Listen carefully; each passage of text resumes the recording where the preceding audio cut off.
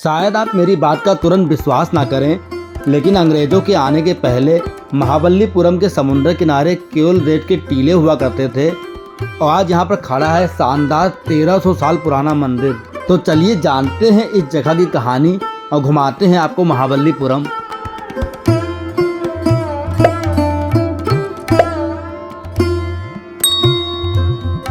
कोवलम बीच घूमने के बाद हम पहुंचते हैं सीधे महाबलीपुरम, जो कि फेमस है अपने प्राचीन मंदिर और मॉन्यूमेंट्स के लिए।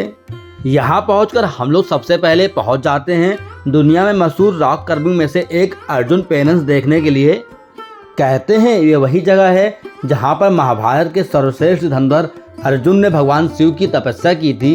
हालांकि कुछ लोग ऐसा भी मानते हैं कि ये कर्विंग दर्शाती है राजा भगीरथ की तपस्या की, जो उन्होंने माँ गंगा को धरती पर लाने के लिए की थी। खैर कहानी कुछ भी हो, लेकिन यहाँ की कर्विंग देखकर सच में हैरानी होती है। अर्जुन पेनेंस से आप थोड़ा आगे बढ़ोगे तो आपको मिलेगा कृष्ण मंडप। ये बाहर से देख के भले ही आपको बहुत साधारण लग रहा हो, लेकिन अंदर जब आप इसके जाओगे तो इसकी कर्विंग देख कर सच में हैरान रह जाओगे। यहाँ पर भगवान कृष्ण को गोवर्धन पर्वत उठाते हुए दिखाया गया है और साथ में सारे ग्वाले हैं, गाय बछड़े हैं। बहुत ही मनमोहक दृश्य लगता है, मानो कलाकार ने इस पूरे पत्थर को जीवंत कर दिया हो और इतनी खूबसूरती से नक्काशी की है कि बहुत ही अद्भुत लगता है सब कुछ। पूरे महाबलीपुरम में टोटल 40 मॉन्यूमेंट्स हैं और उसमें से कई सारे ऐसे हैं जो 7वीं सेंचुरी के हैं और शायद इसी वजह से इसको यूनेस्को के वर्ल्ड हेरिटेज लिस्ट में शामिल किया गया है। महाबलीपुरम में इस जगह का नाम है कृष्णा वाटरफॉल और उसका रीजन ये है, यहाँ पर एक बहुत बड़ा सा पत्थर है, आप मेरे पीछे देख पा रहे होंगे, और ये ऐसी जगह पे बैलेंस हो रखा है कि जो बिल्कुल से आश्चर्य लगता है, ऐसा लगता है कि कभी भी लुढ़क सकता है। ये बहुत बड़ा पत्थर है और अपने जगह पे टिका हुआ है, इसलिए ये जगह यूनिक है। हम लोग जनवरी के महीने में महाबलीपुरम गए थे और जनवरी में भी यहाँ पर गर्मी थी, लेकिन भाई अगर घूमना है तो क्या गर्मी क्या सर्दी। ये पत्थर सदियों से ऐसे बैलेंस हो रखा है, आप इस एंगल से देखिए, ऐसा लगता है कभी भी गिर सकता है। सामने की साइड आपको जो 2 पत्थर दिखाई दे रहे होंगे, इसके अंदर जाने के बाद आपको एक और मंदिर दिखाई देगा और इसका नाम है त्रिकक्षीय मंदिर। यहाँ पर बेसिकली 3 छोटे छोटे मंदिर बने हुए हैं। जब आप बीच वाले मंदिर में जाओगे तो इसके अंदर एक विशाल ग्रेनाइट का शिवलिंग है और दीवारों पे कुछ मूर्तियाँ उकेरी गई हैं। दूसरा मंदिर जो है भगवान विष्णु को समर्पित है। तीसरा मंदिर समर्पित किया गया है भगवान ब्रह्मा जी को। इस मंदिर के बैक साइड में जाएंगे तो आपको एक बहुत ही इंटरेस्टिंग कर्विंग देखने को मिलेगी, जिसमें पूरा हाथी का एक झुंड है, उसके ऊपर मोर बैठा हुआ है और एक बंदर है। अब हम आ गए हैं गणेश मंदिर, जिसके अंदर भगवान गणेश की बहुत सुंदर मूर्ति थी और इसके थोड़ा आगे बढ़ने पर आपको मिलेगा बराह मंदिर। इस मंदिर में भगवान विष्णु के बराह स्वरूप की मूर्ति है, जो लक्ष्मी जी को अपनी गोद में लिए हुए हैं। इस मूर्ति को अगर आप ध्यान से देखोगे तो आपको उनके पैर के नीचे एक स्त्री दिखाई देगी। बेसिकली ये धरती को दर्शाता है। बराह केव के अंदर इसके अलावा भी कई सारी कर्विंग थी जो बहुत ही इंटरेस्टिंग था। इसको समझने के लिए आपको प्रॉपर एक गाइड चाहिए होगा। अभी तो हम महाबलीपुरम के मेन मंदिर में गए नहीं, जो कि है सौर मंदिर और पंचरथ मंदिर। बराह मंदिर से आप थोड़ा आगे बढ़ोगे तो आप पहुंच जाओगे महाबलीपुरम के लाइट हाउस। इसको 7वीं सेंचुरी में बनाया गया था। आल्दो 1960 में सेम लोकेशन पर अंग्रेजों ने एक और लाइट हाउस बनाया। ये पूरा कैंपस देखने के बाद अब आपको लेके चलेंगे सौर मंदिर, जो यहाँ से अप्रॉक्स 1 किलोमीटर की दूरी पर था। लेकिन भाई यहाँ पर जो दुकानें लगी हुई हैं मुझे पसंद नहीं आई, क्योंकि लेडीज़ लोग क्या कर रही थी, हर जगह दुकानों पर रुक जा रही थी, मतलब आगे बढ़ ही नहीं रही थी, जहाँ दुकान दिख जाए वहीं रुक जाए। खैर टाइम बाउंडेशन का वास्ता देकर उन लोगों को किसी तरह आगे निकाले और पहुँच गए हम लोग सौर मंदिर, जो समुंदर के बिल्कुल बगल में है भाई। इस मंदिर को 8वीं शताब्दी में बनाया गया था, लेकिन भाई उसके बाद 13वीं शताब्दी में कुछ ऐसा हुआ जिसके बारे में किसी ने भी नहीं सोचा था। एक बहुत ही खतरनाक सुनामी आती है और सारा कुछ समुंदर के अंदर डूब जाता है। सौर मंदिर की तरह ही यहाँ पर टोटल 7 मंदिर हुआ करते थे, जिसको 7 पगोडा मंदिर के नाम से जाना जाता था।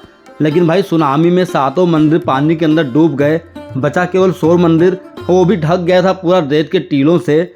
लेकिन जब अंग्रेज आए और यहाँ पर देखा कि कुछ तो अलग है, उन्होंने खुदाई शुरू करवाई और उसके बाद पूरा महाबलीपुरम के एक से बढ़कर एक मॉन्यूमेंट्स निकले। आज आपको भले ही ये जगह खंडहर की तरह लग रही हो, लेकिन उस टाइम अंग्रेजों को भाई जैसे खजाना मिल गया हो। पूरे 5 सदी तक ये जगह रेत के टीलों में दबी हुई थी। और भाई थैंक यू तो बनता है अंग्रेज अधिकारी विलियम चैम्बर्स का, जिन्होंने 1788 में इस खूबसूरत जगह की खोज की। बाकी 6 मंदिरों के अवशेष आज भी समुद्र के अंदर देखे जा सकते हैं। चलिए अब बढ़ते हैं महाबलीपुरम के सबसे सुंदर लोकेशन पर। यह है पंचरत्न मंदिर। तो ये बहुत ही खूबसूरत है, बहुत ही प्यारा बना हुआ है। आप देखिए हमारे पीछे। पूरे महाबलीपुरम की मुझे ये सबसे बेस्ट लोकेशन लगी, और अगर आप ये जगह मिस कर देते हो तो भाई आप बहुत कुछ मिस कर दोगे। यहाँ पर एक ही पत्थर को काट कर 5 अलग अलग मंदिर बनाए गए हैं, जिसको 5 रथ कहा जाता है, और ये बेसिकली महाभारत के 5 पांडवों और द्रौपदी को समर्पित है।